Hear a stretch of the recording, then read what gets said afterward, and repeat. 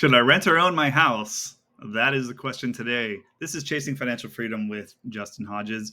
I am maybe skewed here because I really enjoy real estate and I'm a huge advocate of it for most people.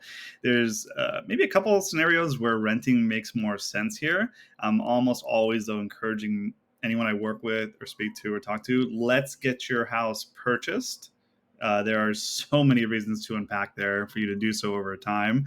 But let's just talk through the renting side of this real quick. The times you may want to rent where it does make sense is when you need to have a lot of flexibility in your life.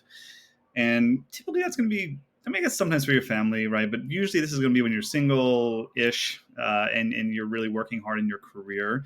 So you may move and you want to stay mobile so that you can negotiate with potential employers too, and really negotiate higher and higher salary ranges or acceptance rates for you to go and take these positions because you're movable and you're flexible. This is something I did for most of my 20s as I was promoted. Was I continued to rent, which I kind of kick myself for now, still knowing what I know now. But again, I could literally pack up and go whenever I wanted to. And I was in the hospitality industry, so this obviously was important that I, be somewhere in 2 weeks, maybe a month. So uh, it was easy for me to go essentially by renting. I'd take that higher position. I'd take a bonus or an increased salary or different position essentially each time. So that's one scenario where renting could make more sense, obviously. And then you have some really, really, pent up areas of the country currently where it actually mathematically does make more sense from a cash flow perspective to rent versus own.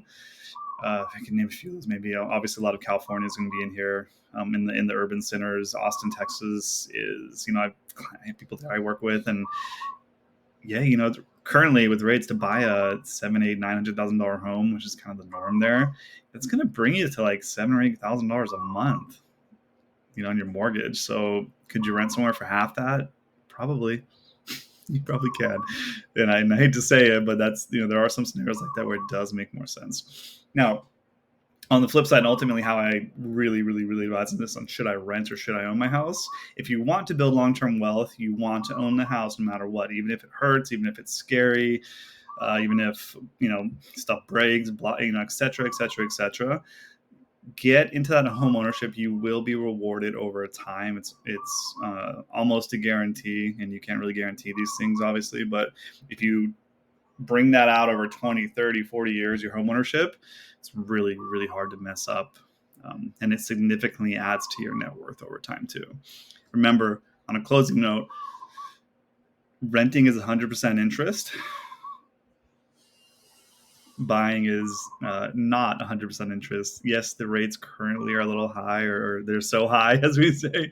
But even that is lower than 100% interest. So do everything you can to buy, and there's a lot of creative stuff you can do. And you want to put down really as little as possible when you're buying your first place. Keep your cash in your pocket. Keep it working for you. Again, let time do its thing when it comes to real estate. Put as little down as possible. There's some programs with 0% down if you have USDA loans you can use, or VA loans if you're a veteran or active duty.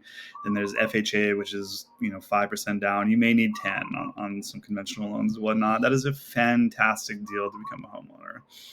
It's a very, it's a goal that you can definitely achieve.